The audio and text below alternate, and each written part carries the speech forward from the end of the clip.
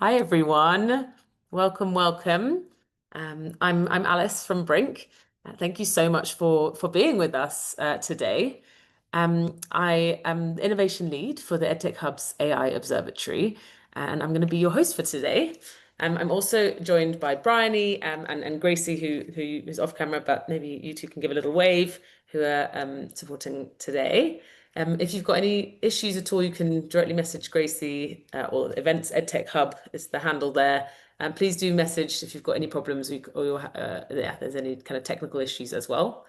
Um, and let's get stuck in. We've got about an hour together. So very briefly, I wanted to tell you a little bit about the AI Observatory. The AI Observatory exists to generate timely, practical evidence and ideas about how we can narrow the learning divide in the age of AI.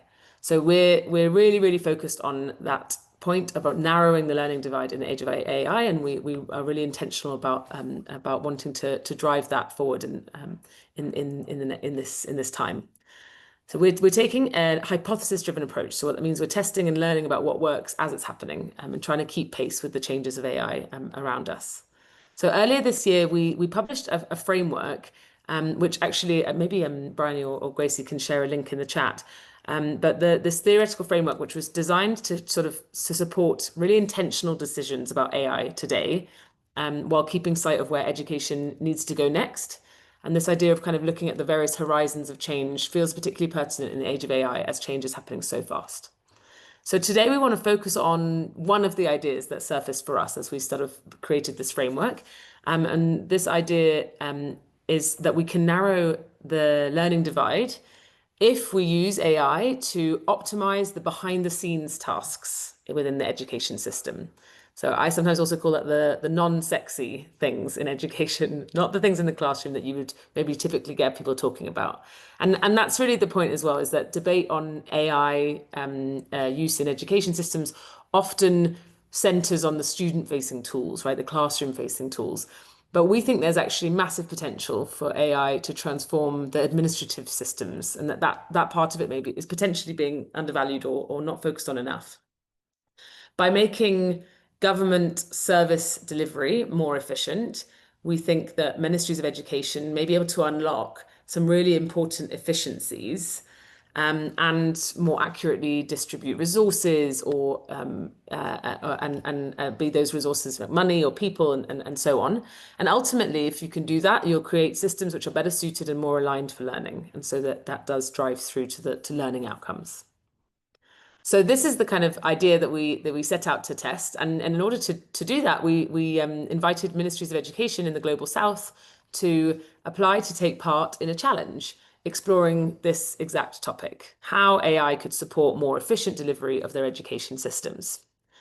We were totally delighted to have 36 applications, but we were only able to select 6 to be part of the challenge at this time. So that's what we'll be doing in this next hour, is to hear from ministries who made the cut, and who over the next 6 months will prototype and learn about AI-enabled improvements to service delivery.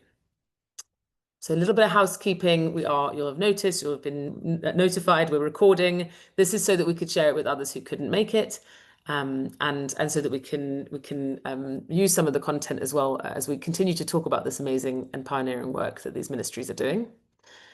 The other thing we wanted to say before we get stuck in is to please use the chat. I know on these webinar setups, there's potentially also a Q&A function, or maybe we've taken it away, I'm not sure, but our preference is for you to use the chat. We actually inadvertently took away the wrong function, but I think it should now be sorted.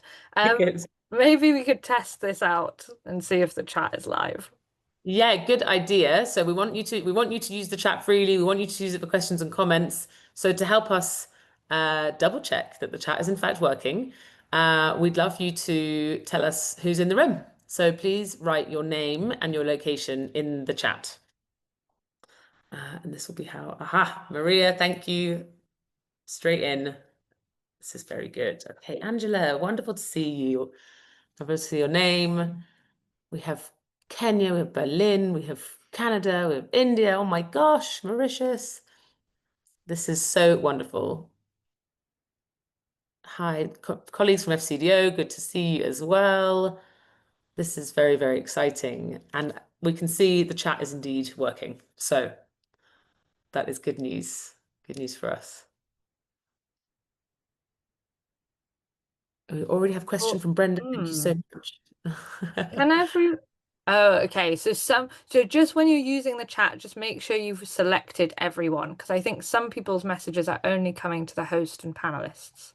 Mm, The good. endless challenge of online meets. That is a very good tip. Thank you, Bryony. So yeah, if you're when you're writing, please make sure that next to two it says everyone rather than host and panelists, and that way you can see one another's messages as well. And we yeah, like I said, we really want to encourage a vibrant chat. So feel free to respond to one another's messages, um, and and we will do the same as well as questions are coming in. We'll try to answer them in the chat. Brilliant. So thank you so much once again for joining us. I'm excited to announce the 6 countries that are taking part in the challenge. Um, I I won't go into the detailed selection criteria now, Brenda, but thank you for the question, and maybe we can answer you in the chat with some of the criteria that were part of it. And for now, there was room for only 6, rather than it being that we only found 6 who we thought were impressive enough. It was that we only had room for 6 for this cohort. So these were the best, the ones that shone through. So the 6 countries that are participating, I'll tell you a little bit about them. We have from the Philippines, we have the Education Center for AI Research. So it's part of the Department for Education. And they're looking at creating AI-driven tools across the education. So they're also looking at AI-driven tools in teaching and learning, but for this purposes of this challenge, looking at those that are around school administration in the education sector. We also have the Ministry of Education in Bangladesh. So they're interested in looking at how AI can boost their national assessment platform to help decision makers see exactly where to send resources.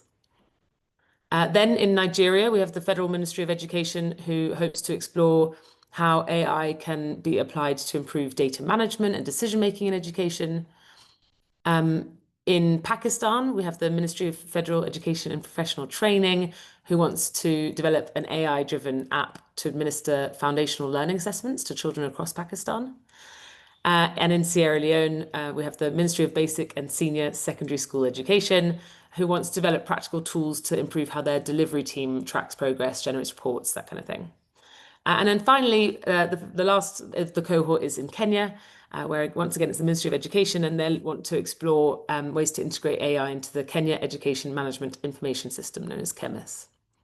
So you'll see quite a number of different angles there, but a lot around data, decision making, resource allocation, these kinds of service delivery issues, which we think could be so interesting and so powerful as a place for AI to be used. So on the panel we have today, you can see my three panelists are here. So from the Philippines, please wave as I say your name. We have from the Philippines, we have Dr. Basti Ibanez, I should say. From Sierra Leone, we have Africa During, the wave. And from Bangladesh, thank you so much for making it. We have Shefa Islam. So thank you, all 3 of you for joining us. And here's how we're going to do this. We've got about 40 or so minutes, and what we're going to do is I'm going to just direct a question to one of you at a time. If you feel compelled, you can please just jump in with a build or a different angle, absolutely. And for those of you in the audience, as I said, please put questions in the chat. I can try and feed them into the conversation, but also we can try and answer them in the chat as we go, whatever feels most appropriate. Then once we've had a bit of this discussion, sort of about half an hour of conversation altogether, we'll also do have a poll with you as the audience as well, because we're really interested in hearing how some of these concepts and thought things are landing with you as well. So let's get started. Thank you so much to we've lost one of the panel. Okay. Well, we won't start with the team from Bangladesh then. I You're think back. Shafat said he was having some internet issues today, so might Okay. be in and out. Okay, well, in that case, I'm not going to start with you, Shafat, just as we oh, make sure you have the right connection. What I'll do is I'll start with you, Basti. What I'd love to do is to just ask you to share a bit about the context that you're working in, because I think it could be useful for people to understand the kind of broader context of the education systems that we're talking about. So, what's one feature of the context that you feel like shapes this work that you'd want to share with the group? Sure. Thanks for the question, Alice.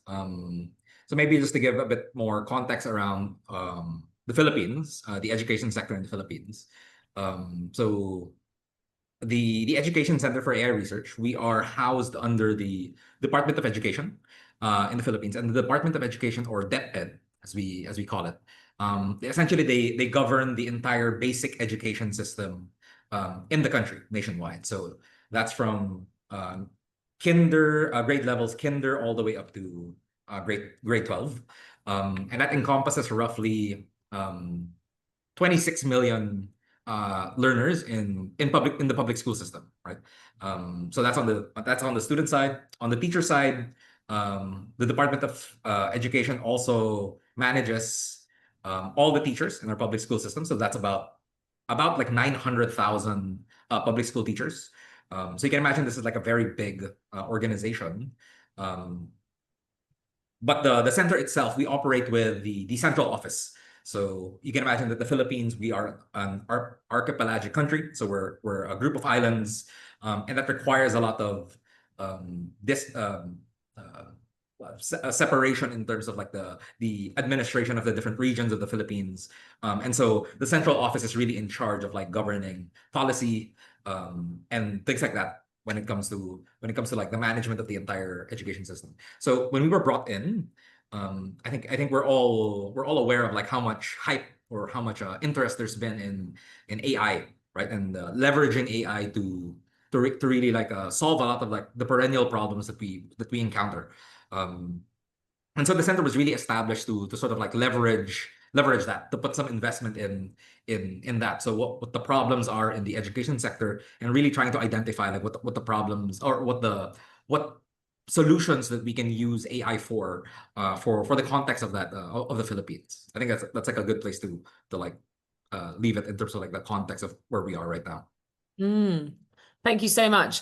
And yeah, it's always striking to me, the size and of the numbers we're talking about, and of course the difference in the context across the cohort. So, I mean, I wonder if I can just pick on you, Africa, to add it as well. There's so much difference across the cohort, and at the same time, often we have more commonality than we realize. So, I'm just curious to hear about about Sierra Leone context and how that compares. Hi, good morning, everyone. So in Sierra Leone, we have two ministries of education. One is the Ministry of Basic and Senior Secondary Education, and the other one is Higher Education. So the delivery team that I am a part of is in the Ministry of Basic Education. So that's pre-primary all the way to secondary. And the delivery team essentially sits right in the minister's office, and it forms as an arm that spreads across the ministry. So we have different, technical advisors that work in different parts of the ministry. So it could be curriculum and implementation. It could be risk management and comms, strategic comms. It could be financing, foundational learning and coordination. So essentially, the arm spreads very widely across the ministry.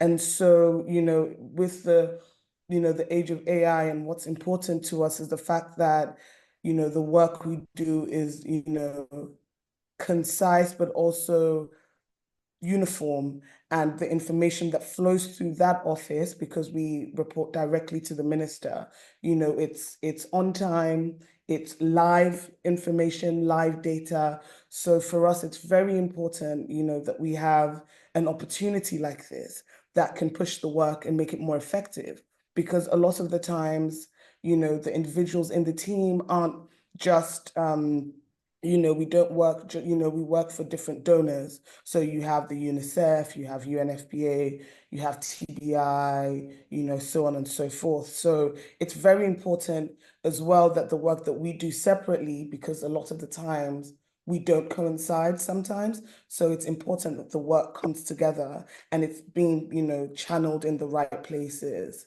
and, for the right governance measures as well. So I hope that's a concise explanation. Thank you so much. Thank you so much. And it definitely helps us with a bit of context as we start to dig in together. So now if I can go to you, Jafat, tell us a bit more about what you're hoping to do in Bangladesh and how you think the work you're focused on in this challenge could improve efficiency and all of those things we've been talking about, the role AI could play.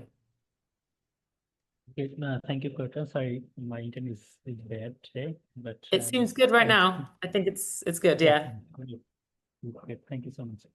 So let me just share some of the insight from Bangladesh education system first. Because we are here with two Ministry of Education. One is primary and mass education, and another is Ministry of Education deals with from secondary to higher education. So I'm working for the Directorate of Secondary and Higher Education, and our team composed with directly from Minister of Education and Minister of ICT division. So we are trying to make a comprehensive team to develop and support our national education management systems, all the systems, not only the proposal we gave to you, but also we have multiple parallel systems like for teachers training, there is a e-learning platform. For EMIs, there are lots of EMIs in Bangladesh, but right now we're dealing with almost 10 million students for secondary levels who are actually ranging from grade 6 to grade 12. Yeah. So as you know, Bangladesh is one of the largest populous country in the world. So we have to deal with lots of institutions, lots of teachers and students.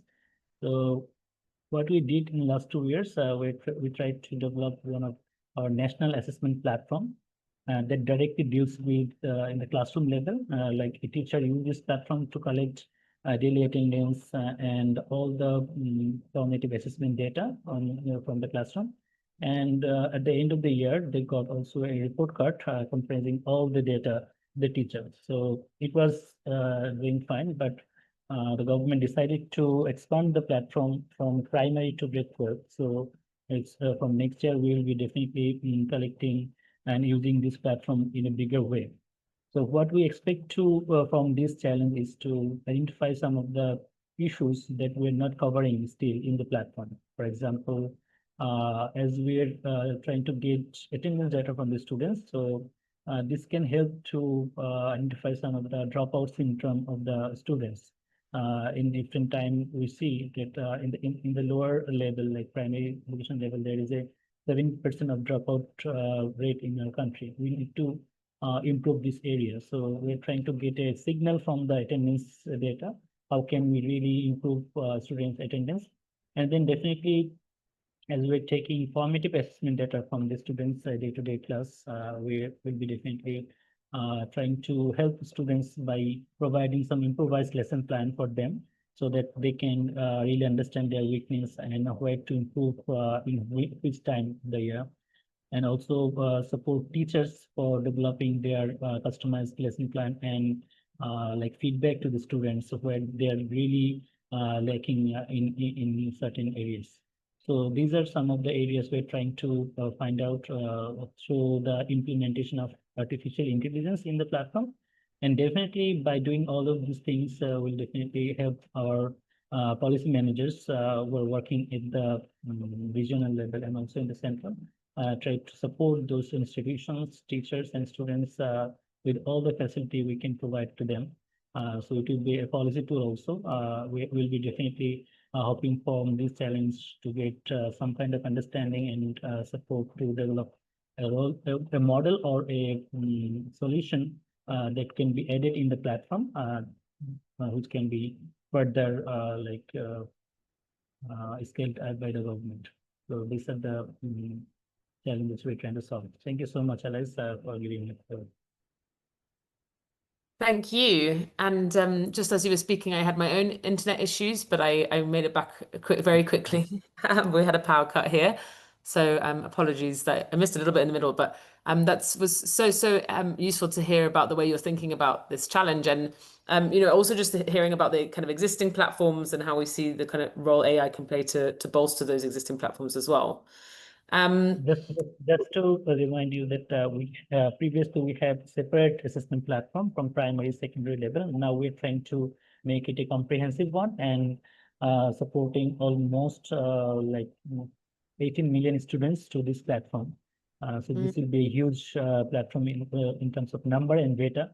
So how we can better utilize this data for our decision making, that can be one of our main issues to solve here. Yeah, thank you. Yeah, thank you so much. And that actually that point around the data and having a lot of this data is something we heard across probably all 36 applications we had for this challenge.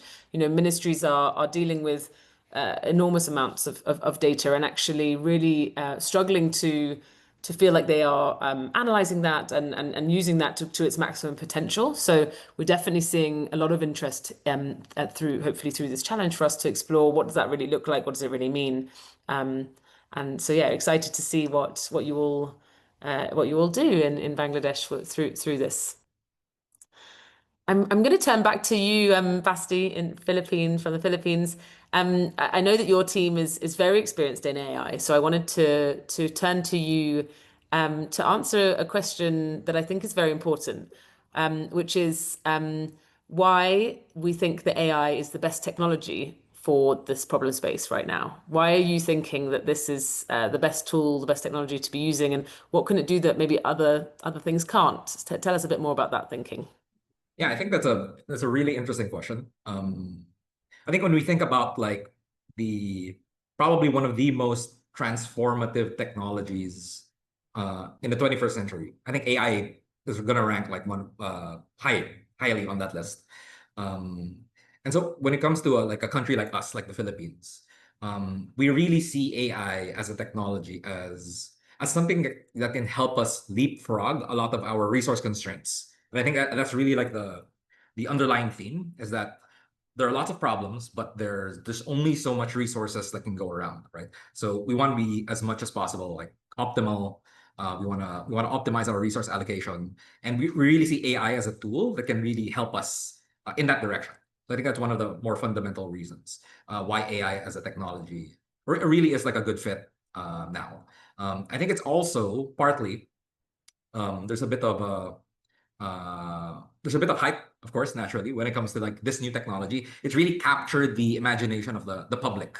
And so as a center, we kind of see that as an opportunity to sort of like ride that wave to really leave a lasting impact into a lot of our very old institutions, right? So we tend to do things a lot of things in the Department of Education. They're done very traditionally, even very fundamental things like data, collecting the right data, making sure that we have proper data infrastructure. Having AI as sort of like a North Star guiding that actually allows us to be more focused when it comes to a lot of actually the things that we find problematic at the lower ends of let's say the hierarchy of needs, right? So as we work on our AI projects, what we find is also that we get to uncover a lot of the data issues that previously weren't given like a lot of attention. So there are also a lot of second order effects about AI as a technology that kind of forces organizations like the Department of Education to really reckon with, as it were. So it's really like it's a multitude of things, and I think there's like a lot of opportunity, and there's a lot of momentum with the technology itself. So it's something that we're really trying to ride on as well. Yeah, absolutely. I hear that. Certainly the momentum and the aspirations and the hope for this technology. I'd love it if you don't mind to a little follow-up question for you, which is such an important part of the debate, which is just where do you see human roles becoming maybe more important as AI is adopted, or what's your thinking on that? Yeah, I think as we're working through our projects, we see more and more, or it becomes more obvious, like where humans still play like a very central role, right? Definitely, we do not want systems that are fully automated, right? I think from a governance perspective, from an ethical perspective, responsible perspective, it doesn't make sense to like have fully automated systems like determine the future of like our children, right? So we cover basic education, and having that be totally automated doesn't really make sense, right? And so we still see that there's a lot of room, especially on the oversight level. So when it comes to ethicists, especially policymakers, right? We definitely see a growing need for these types of people. There's so many different use cases, and there's so many different kinds of AI, right? AI as a tool is very broad, right? It covers things from like computer vision, natural language processing, reinforcement learning, audio speech recognition, so on and so forth. And so each of these domains, they might have their own unique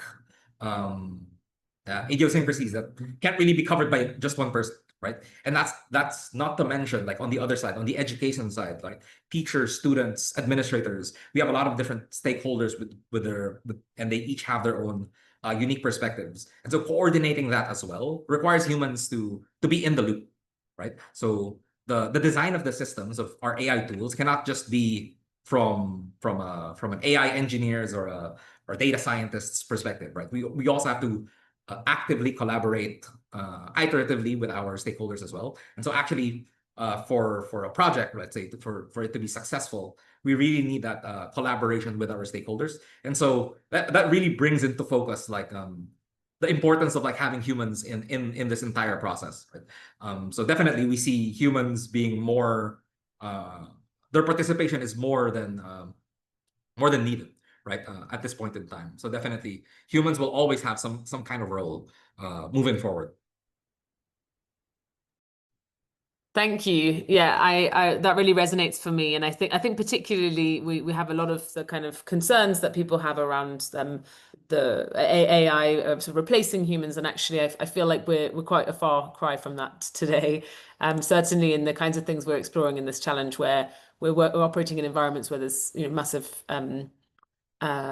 resource constraints. And so, yeah, I'd love to hear perspectives of others in the group, and maybe we can kind of shift the question a little bit to barriers and risks. Yeah, please, Shafat, jump in. Tell me about your perspective on AI and yeah. I was thinking about the campus fail. So definitely there is AI is actually the finest technology we have probably right now. But what I thought is previously when we are working with the updated technology like internet or computer or those kind of things, I always felt that we are a lack of the actual modern technology which can really think like us. So whenever we dip into some kind of work, we face some of the dumb things like photos, datas, human, everything. These are not actually intelligent. So right now, as we have this kind of intelligence technology, which can really think like human and produce better output sometime as a collaborative efforts of the whole world. So the technology definitely is a blessing for us at this way, but I think still we are not at that much point. Like the Noah Harris said, the technology needs to be blended with the human brain or human physics, so that actually the human brain can think, that has to be produced by the technology immediately and efficient. Otherwise, still we are facing lots of issues like decision making for different sort of things, but we're not getting the optimum results yet. So to get those things optimally, we definitely need a better technology. Definitely AI is a broad thing, but still it's I think is a immature stage, not in it is already addressed by the best AI developer that they are also working on this, and they are in a very early stage of this development. I think after a decade or very soon, we'll be getting a better AI which can read human better, as the whole development is centered toward the humans. We are not actually driven by the AI decision. Definitely human will sort out their own problem and own solution, how they are going to use these platforms, AI, for their day-to-day activities, decision-making choices, and for their happiness, not only the growth of development. The happiness needs to be considered if we think about the human-centered AI. So not only for education, in every sectors, human needs to be the center, and definitely AI should support them to provide the right decision, the optimal decision they need for their everyday challenge. So there's my point. Thank you. Thank you. Yeah, Africa, please jump in. I love a panel where everybody wants to come in. Just to, I guess, pivot just a little bit, just, back to what Dr. Basti was saying about, AI and, the human factor in AI and the debates on, AI taking over. I think one thing that I'm a firm believer on is, because we are in the education space, I think the idea of AI completely taking over and, losing the human touch, I think is a kind of a far-fetched, narrative for me, because for us in, education, we work a lot in the field in the delivery team, and, there's a lot of classroom observations, and I know I can see one of my colleagues in the chat who will, in UNFPA and UNICEF, and they will actually start laughing when I say this, is the fact that we have huge droves of information that come in just from classroom observations alone. And, with our, national digital strategy that has, just recently been launched this year, it's, this opportunity to use AI, it's kind of like a flagship point where we say, okay, we have this, we have this thing that the government, that both ministries have agreed to, and this is kind of like a first step for us, and because the delivery team is an arm that stretches across the ministry, it's something that can be, is going to be used widely, because we're always in the field, and sending data back into the ministries, in real time is something, that we struggle with, especially with the recent classroom observations that we've done in the last quarter. So it's one of those things where you can't take away the human factor of it, because you still do need people on the field. You do still need, SCORM officers in classrooms, especially with the whole narrative of, school safety, because school safety is something that, the ministry has been pioneering, recently, and we've been taking it, as top of the priority of things that we're looking to. But how can we make school safety efficient? Right? And this is, where AI comes in. How are we reporting in real time? How are we mitigating some of these risks in real time? Because, we have an appetite for risk index. But then how, there are thousands of schools, millions of children. How are we, mitigating and pinpointing, what do we prioritize? What's top of the list? What's at the bottom of the list, and how do we get that information back to the ministry, in real time?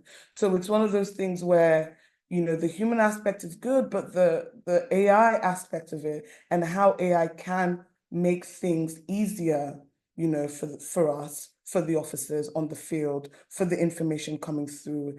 And I think it's something that, we're excited about, but also something that I think, outside of this space, should not be taken for granted in a way. So it's one of those things where, for us, we're very excited for it. We're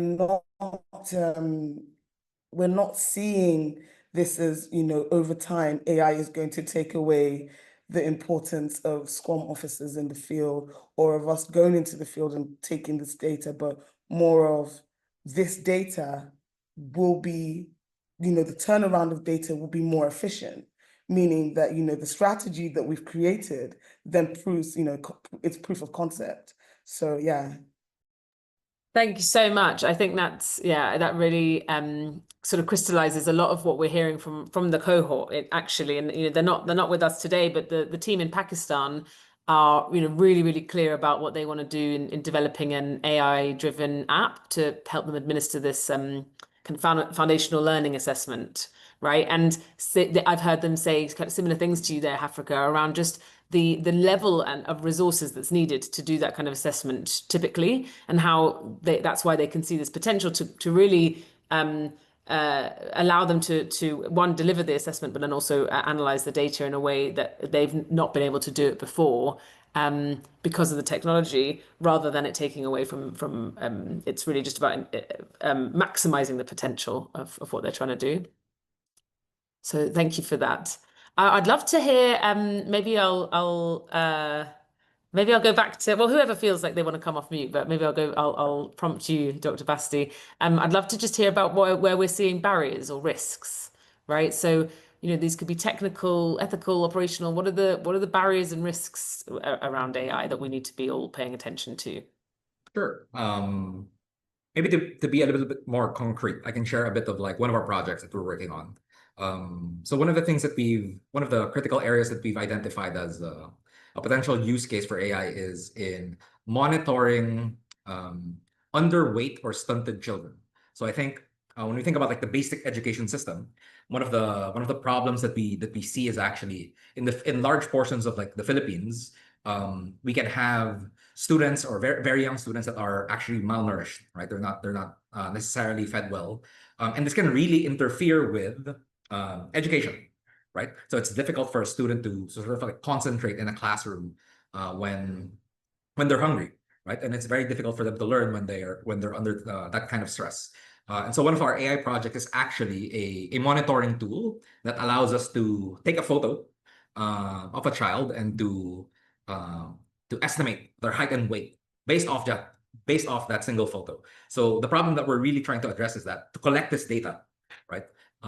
It actually requires teachers to be the ones to do the measurement, right? Height and weight of every student, like under their care, right? And this is really like an administrative burden, like on top of their regular teaching load, right? So this is really something that they shouldn't be doing, but because they are essentially our frontliners, right? In basic ed, we kind of like leave it up to them to do this. And so we hope that AI can actually help with that administrative burden by making it easier for them to do the data collection and to do the monitoring, right? So when it comes to like barriers and challenges, we see a couple of them, right? Both technical and non-technical. I think from a non-technical perspective,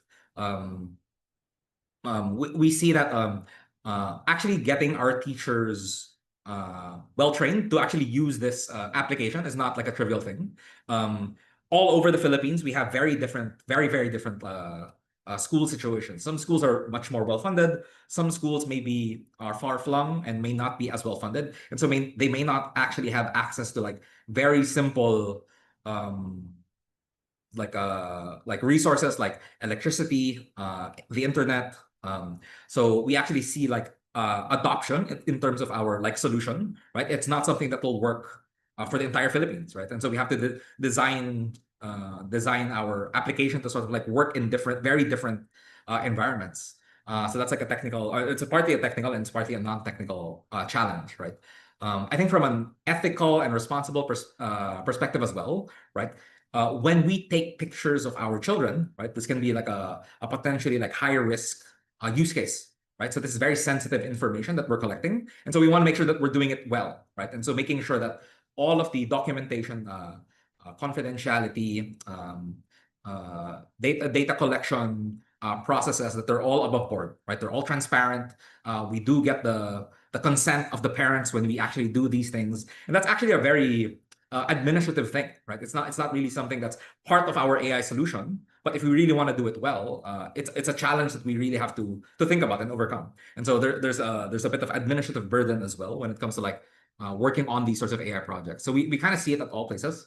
So yeah, I think that gives some flavor as to like some of the challenges that we actually encounter that we don't originally or we don't typically foresee, right, as we're working on these projects.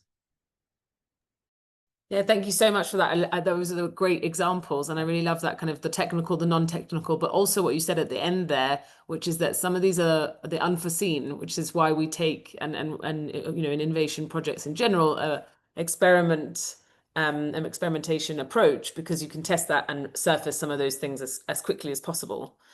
We've got a great question in the chat from Brenda, and I actually would just to any of the panel. It's a great follow-up for what you were just saying, Basti, there around the kind of non-technical barriers, I think, reading this, which is asking about how you create a kind of the culture amongst stakeholders so that they can adopt and use the AI tools. And I think that sits in that kind of non-technical side of it too, although maybe a bit of both. But yeah, any reflections on that? Sure. I think that's really one of the grand challenges of the center. Like, how do we show to our stakeholders, the people at the Department of Education, our ministry, how do we show them that this is actually something worth investing in and something that we can something that they should actually think about when building up this culture? Like, how do we get this culture to be more organic to them? So a lot of the people on the team, we come from very quantitative technical backgrounds. Like, we have data scientists, AI engineers, but on the other side, we have like people coming, like maybe some of them were teachers before, some of them are education specialists. And we really want our solutions to be organic, in the sense that we don't want to just develop the technology, give it to them, and then once it gets to them, we disappear, right? We really want it to be like, we really want it to grow on its own. Like, even if the center were to step back, step away, that our solutions would have lasting impact, right? We would leave that impact. So it's something that we're working on. From a more practical perspective, I think this is where you really have to think about your portfolio of projects strategically, right?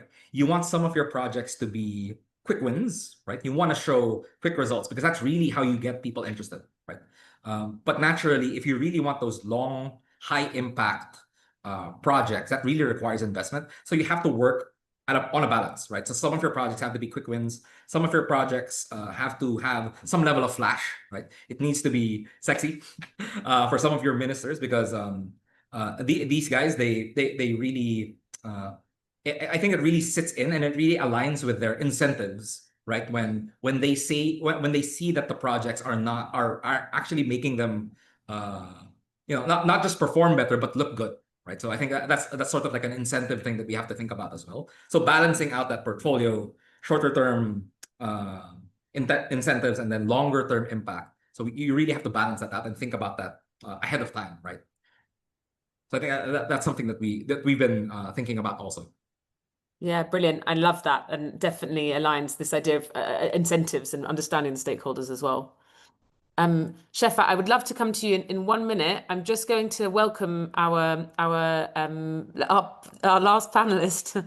So Abubakar, thank you for being able to join us. I know that you were stuck in something else. So for the audience, Abubakar is part of the team that's in the cohort from Nigeria. So thank you so much for making it. We have about 15 minutes left of the webinar. So if you don't mind, Shefat, what I'll do is I'll just ask Abubakar to say a few words to tell us a bit about the work that you're hoping to do in Nigeria, and then we'll come back to sort of wrap up the discussion as a panel. Thank you so very much for having us and for having the patience to have us. We sincerely apologize. Something came up for me and Director Zainab to be with the Honorable Minister that we are leading, so we couldn't assign it to somebody else. So we sincerely apologize. It's not in our character or in our culture to do it. No worries. Thank you for coming. Let me paint a scenario for us so that we can see the context of how we want to use AI to do. Annually, we enroll between 12 million kids into our school system at primary and basic education. 12 years down the line, we're down to 2 million kids that write exit exam. And out of these 2 million kids, about 1.8 million children write exam into our tertiary institutions, of which about 800,000 get admitted. And down the line at graduation, we have 500,000. So if you paint the scenario of 12 million kids, 16 years down the line, you are down to 500,000. We think something is not adding up. And our intention is to use this AI experience to be able to find out what is happening, why are kids dropping out, and when they do drop out, what do they do? So that the ministry can begin to design a program tailored at intervention. Can we keep them more in school? If we can't keep them more in school because of some variables, can we provide alternative pathways for them in their education or in their life journey?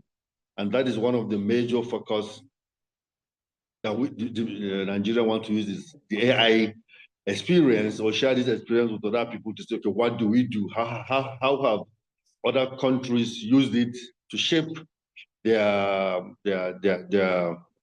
this kind of challenges and be able to solve. The second thing is learning outcomes. It's generally believed that we have learning poverty in Nigeria, where a large number of our kids at primary 6, 7 can actually make sense out of what they have been taught or they are learning. Now, there are many variables too involved in this. Is it language challenge? Is it quality of teachers? Is it quality of environment? Is it financial? So these are all, again, another data-related challenge that we thought this AI innovation can help us to solve. And then teacher support also, because you can't have a good student if you don't have a quality teacher.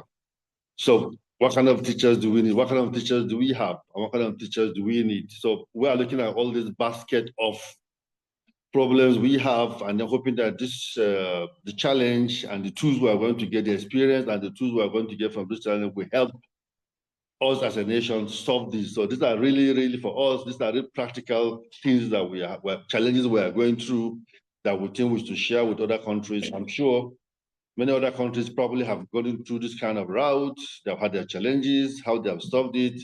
Well, of course, AI wasn't available to help support them, but we think now with the support of AI and our partners, EdTech Hub and all the rest, we'll be able to find a solution that can greatly help us help the system. Let me not bore you with so much, but I think in the context and for that we have only 15 minutes remaining, let me stop here, and then if there are any follow-up question, I can take. Thank you so much for indulging us to come late. Thank you. Thank you so much for joining us, and as ever, that was a brilliant overview and intervention telling us about the opportunities you're seeing there. So thank you for that. As a panel, we've been talking about the contexts that each of the cohort are coming from. We've been talking about what each of you are hoping to do. So you've helped us enlighten us on that for Nigeria. Thank you. We talked a bit about AI, why that's the technology of the moment and what we're hoping that it can do and achieve. And we started talking about some of the barriers and risks. Shefat, I wanted to offer you I know you had raised your hand, so just to offer you maybe a short kind of 1 or 2 minutes on if there was something you wanted to add on barriers and risks. And then amazingly, this hour has gone quite quickly. Thank you so much. So I was just answering some of the question in the chat. So the last question Ben asked.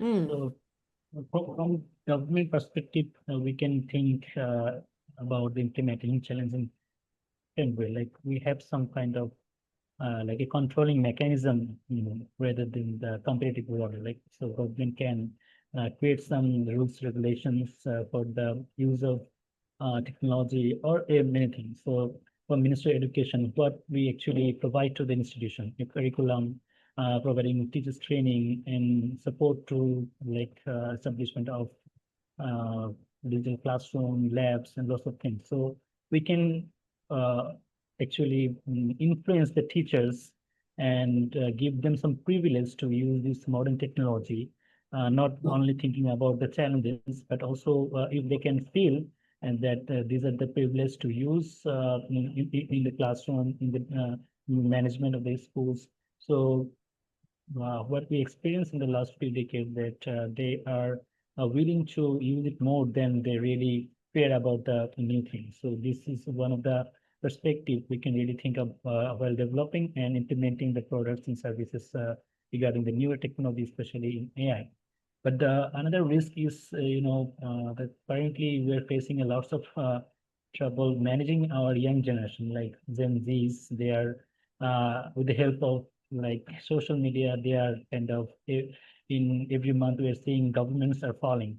So in the upcoming years, probably Zen Alpha will also have, with the power of AI, and they can take a bigger role in the decision making with the government and also around the world. So probably we have to think more about this blend of tools and the future generations, how they're gonna take decisions to like guide the government and also guide their life for the betterment. So these are the challenge we probably sometimes miss while developing the products and service or policies from the government. So we need to consider about that. So these are my points to add here.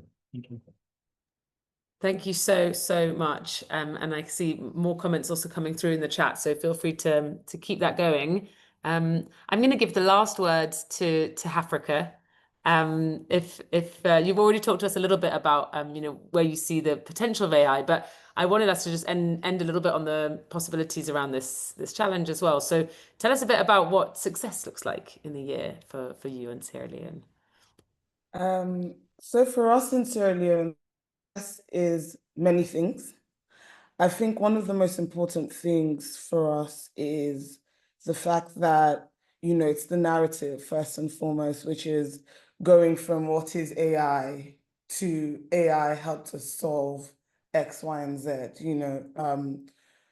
One of our directors for early child education walked into our office, when they heard we were granted this opportunity and said to us, hey, I'm very interested in this. I'd be so interested to join the team and be able to learn more on how to use the tools. And for us, that's kind of what we want as a team. It's for the team to be able to be conversant with AI, for us to be able to actually proliferate, what the tools, the different tools that will be designed for us, what they'll be able to do, for the wider ministry, from going to, what's AI or how can we, to actually saying that, okay, so on the field, AI was able to do this. In the ministry, AI was able to do this. Because at the end of the day, our our modus operandi, or the most important thing for us, is service delivery. How can we strengthen service delivery? And for us, it's quick wins, because at the end of the day, as Dr. Basti said, for the ministers, it's what can look good, and sometimes time and the quickness of delivery sometimes really does look sexy. So it's one of those things where how can we, that's kind of what success looks like for us in on one part, but the other part, it's one of those things where it's like the governance the operations of governance for us, and how AI can support that, and also having a trained cohort, having the complete team being completely conversant with it, be able to relate and use the tools well, be able to work with other officers with the tools, but also building the capacity stack as well. Because essentially in turn, being conversant with it would, kind of add an increased capacity. So for us in 12 months, it's, massive capacity building, in AI, but also a complete change of narrative, a complete change of sense of where we were with, with AI, to saying, okay, AI isn't just this foreign idea completely, but also something that's new, because, the technical breadth that we have and texture that we have in the team is more so, we have education specialists, education advisors, curriculum advisors, people that, are good with curriculum implementation, but how, can we have those, professionals being very, can say, okay, well, we can use tools in curriculum building or curriculum. So that's kind of where we're thinking about, or where we're moving towards when it comes to, AI, AI success. What would this challenge look like for success for us? So yeah. Thank you so much, Africa, and I think that's a really wonderful place for us to bring the discussion to a close. The AI Observatory is going to be kind of working alongside each ministry in this cohort over the next 6 or so months, and exactly with that in mind, to try and build up skills and understanding, to prototype ideas, to build up an understanding of what works, and help and drive those ambitions forward within each of these contexts. So that was really brilliant to hear you say that.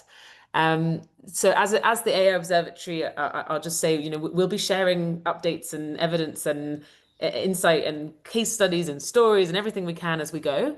Thank you to everyone who joined today, and just watch this space is what I'll say, because we're going to be seeing a lot more of the faces you've seen in the room: Shefat, Basti, Hafrika, Abubakar, and others who weren't able to join today. And they're going to have a lot to say over the next 6 months. I'm very confident in that. While we're in the last kind of minute or so, we do have two quick polls that we wanted to hear from you in the audience, which we're going to launch in a second. But what I thought I might do is I'll just say thanks and closing remarks while those polls are launched, so that we don't take up any more of your time. So hopefully you've seen a poll pop up on your screen. We're asking you to basically take a look and see which of the use cases you think are most exciting. Where do you think AI has the most exciting potential? And while you're answering that, the only thing I wanted to say before we finish at the time is that just an enormous thank you to the panelists. You've been absolutely brilliant. Some of the questions we kind of talked a little bit about what we'll talk about, but I've just been so inspired by how you've all jumped in and reacted to one another's comments as well. And it's just another reminder to me of the kind of expertise and wisdom that we have in a cohort like this. And of course, I said at the beginning, this service delivery was the non-sexy stuff, but I should have known you're all people working in ministry, so actually you find it very, very exciting indeed. It's a good reminder. Thank you again. Thank you to all of you who joined us and contributed in the chat as well. I can see the numbers piling in on the poll, but we are at time. So if you have to go, then we totally understand that. And if not, we have one more question from the poll. So I don't know, Bryony, what do you think? Should we just keep it? I think our question was kind of open, so I wonder if we might just share the results in a minute. But I just want to give people another minute to. I can see some people leaving, some people still voting. Okay, great. Yeah. There we are. That's we can share the results. Yeah, so those of you who are still here, you can hope. What I can see is that from on this question of where we see the most exciting use cases, is we have a massive majority, actually, nearly 50%, who are saying they're excited by assessing learning and the impact of interventions. So really using AI to assess the impact of what we're rolling out. But actually, they've all got votes, so there's nothing that's really trailing too far behind. The sort of second one was there around managing, analyzing, and using data, which of course we heard a lot about today, so that makes sense. The second question, if you haven't left, I can see our participants have dropped a little bit, which is just what, we talked about where we see the most exciting use cases. I'd love to hear from you as a parting shot. What's being more neglected? What would you regret not focusing on when it comes to AI in service delivery? And I think that question is in the chat. So pop your answer in there, and then once again, I'll just say thank you so much for coming, and thank you to our panelists. Yeah, thanks to all the panelists, and thank you to you, Alice, for leading us through. Thank you. And thank you, Gracie and Bryony, for getting us here and having us all organised. Thank you for your great questions as well, Brenda. And if anybody wants to answer that question number 2, what's the most neglected we regret not focusing on as you leave, then please do. Otherwise, thank you once again, and we'll see you at the next webinar. We'll stay in touch. Yeah. See you soon. Thanks, everyone. Take care. Thank you. Thank you so much. Bye, Africa. Bye, Shafat. Thank you. Bye, Basti. Bye, Abubakar. Thank you. Thank you for making it.